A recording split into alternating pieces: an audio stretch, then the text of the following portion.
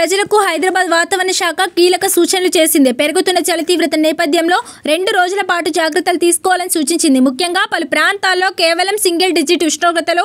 ఈ నేపథ్యంలో 2 రోజుల చలి మరింత పెరుగుతుందని హెచ్చరించింది. ఈ నేపథ్యంలో ఆయా జిల్లాలకు ప్రజలు తగు జాగ్రత్తలు తీసుకోవాలని సూచిస్తుంది. రాష్ట్రంలో చలి తీవ్రత పెరిగింది. సింగిల్ డిజిట్ కు ఉష్ణోగ్రతలు పడిపోతున్నాయి. ఇక రానున్న 2 రోజుల పాటు గరిష్ట ఉష్ణోగ్రతలు నమోదయ్యే అవకాశం కూడా ఉందని భారత వాతావరణ శాఖ తెలిపింది. ముఖ్యంగా ఉదయం పూట పొగమంచు ప్రభావం ఎక్కువగా ఉంటుందని పేర్కొంది. ఈ నేపథ్యంలో ఆయా ప్రాంతాల ప్రజలు తగు జాగ్రత్తలు తీసుకోవాలని వాతావరణ శాఖ హెచ్చరించింది.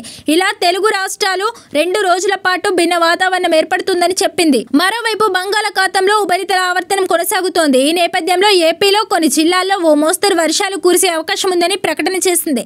ఈ ఉపరితల ఆవర్తనం వల్ల కోస్తాంధ్ర జిల్లాలో తేలికపాటి వర్షాలు పడతాయని చెప్పింది. ఇక తెలంగాణలో 2 రోజుల పాటు చలి తీవ్రత మరింత పెరుగుతున్న తరుణంలో చలిగాలులు కూడా వీయనున్నాయి. దీంతో ఆయా ప్రాంతాల ప్రజలు తగిన జాగ్రత్తలు ఈ 2 రోజులు తీసుకోవాలని వాతావరణ శాఖ హెచ్చరించింది.